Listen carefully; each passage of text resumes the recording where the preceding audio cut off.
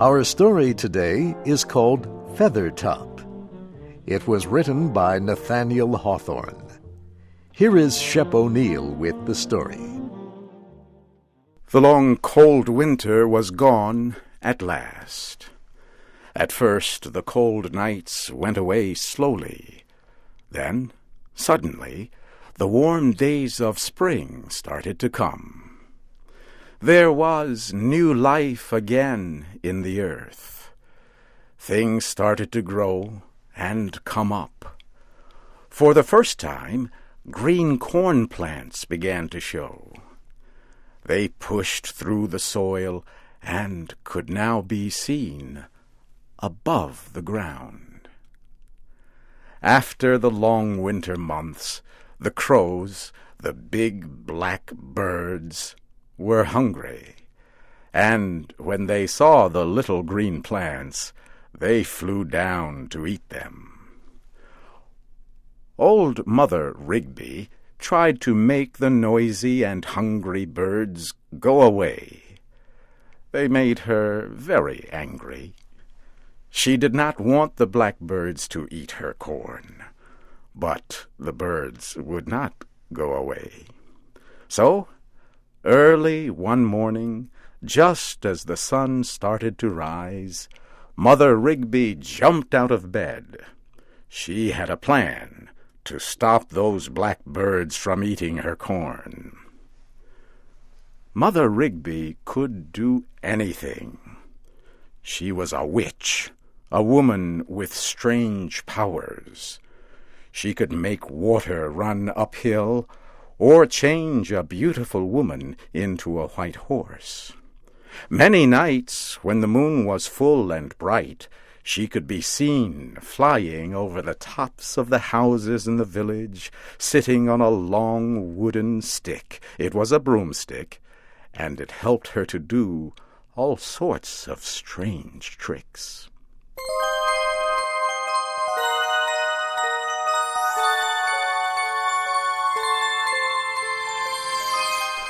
Mother Rigby ate a quick breakfast and then started to work on her broomstick. She was planning to make something that would look like a man. It would fill the birds with fear and scare them from eating her corn, the way most farmers protect themselves from those black, pesky birds. Mother Rigby worked quickly. She held her magic broomstick straight and then tied another piece of wood across it, and already it began to look like a man with arms. Then she made the head. She put a pumpkin, a vegetable the size of a football, on top of the broomstick. She made 2 small holes in the pumpkin for eyes, and made another cut lower down that looked just like a mouth. At last, there he was. He seemed ready to go to work for Mother Rigby and stop those old birds from eating her corn. But Mother Rigby was not happy with what she made. She wanted to make her scarecrow look better and better, for she was a good worker. She made a purple coat and put it around her scarecrow and dressed it in white silk stockings. She covered him with false hair and an old hat. And in that hat she stuck the feather of a bird. She examined him closely and decided she liked him much better now, dressed up in a beautiful coat with a fine feather on top of his hat, and she named him Feathertop. She looked at Feathertop and laughed with happiness. "He is a beauty," she thought. "Now what?" she thought, feeling troubled again. She felt that Feathertop looked too good to be a scarecrow. He can do something better, she thought, than just stand near the corn all summer and scare the crows. And she decided on another plan for Feathertop. She took the pipe of tobacco she was smoking and put it into the mouth of Feathertop. "Puff, darling, puff," she said to Feathertop. "Puff away, my fine fellow. It is your life." Smoke started to rise from Feathertop's mouth. At first it was just a little smoke, but Feathertop worked hard, blowing and puffing, and more smoke came out of him. "Puff away, my pet," Mother Rigby said with happiness. "Puff away, my pretty one. Puff for your life, I tell you." Mother Rigby then ordered Feathertop to walk. "Go forward," she said. "You have a world before you." Feathertop put one hand out in front of him, trying to find something for support. At the same time, he pushed one foot forward with great difficulty. But Mother Rigby shouted and ordered him on, and soon he began to go forward. Then she said, "You look like a man, and you walk like a man. Now I order you to talk like a man." Feathertop gasped, struggled, and at last said in a small whisper, "Mother, I want to speak, but I have no brain. What can I say?" "Ah, you can speak," Mother Rigby answered. "What shall you say? Have no fear. When you go out into the world, you will say 1,000 things, and say them 1,000 times, and saying them 1,000 times again and again, you still will be saying nothing. So just talk, babble like a bird.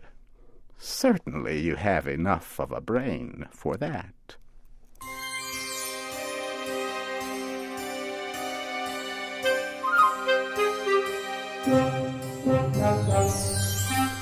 Mother Rigby gave Feathertop much money and said, "Now you are as good as any of them, and can hold your head high with importance."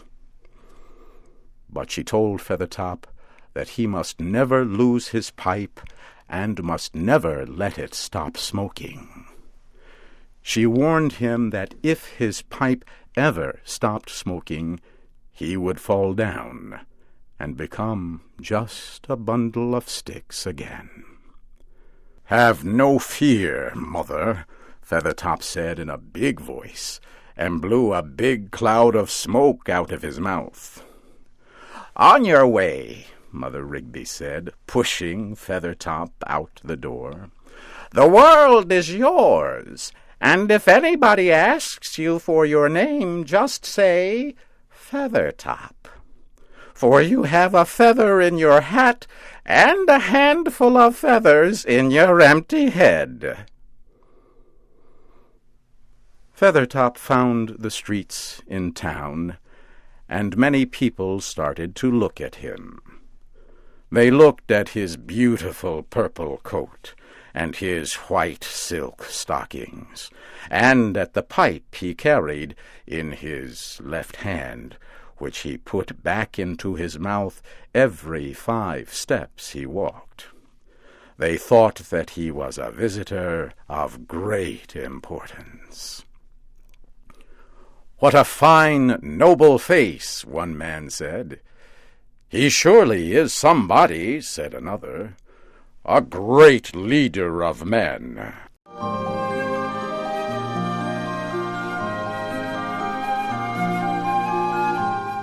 As Feathertop walked along one of the quieter streets near the edge of town, he saw a very pretty girl standing in front of a small red brick house.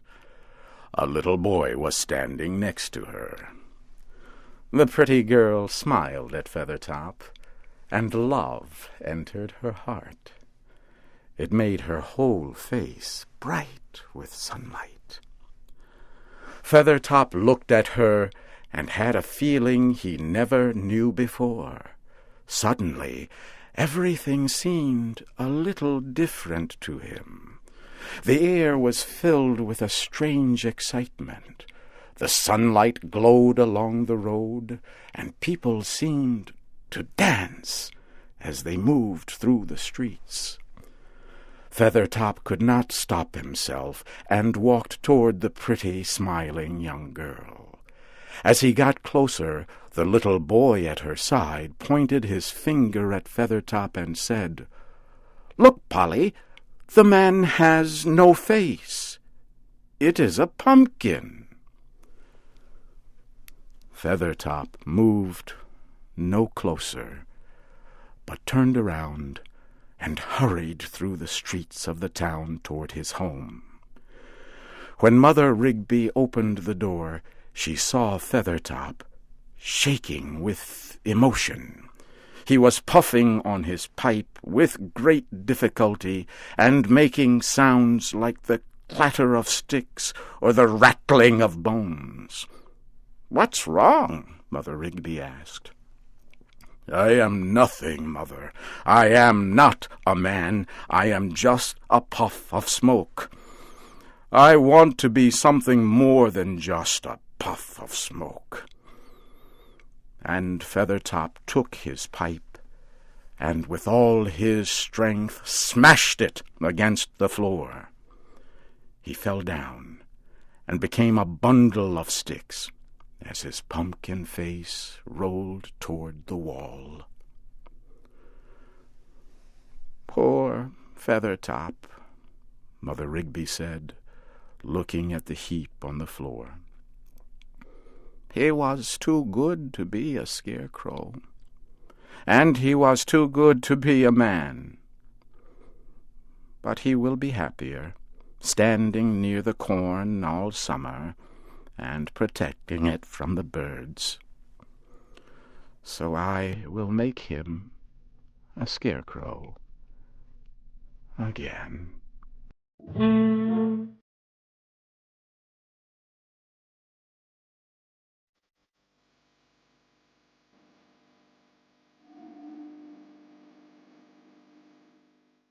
You have heard the American story Feathertop.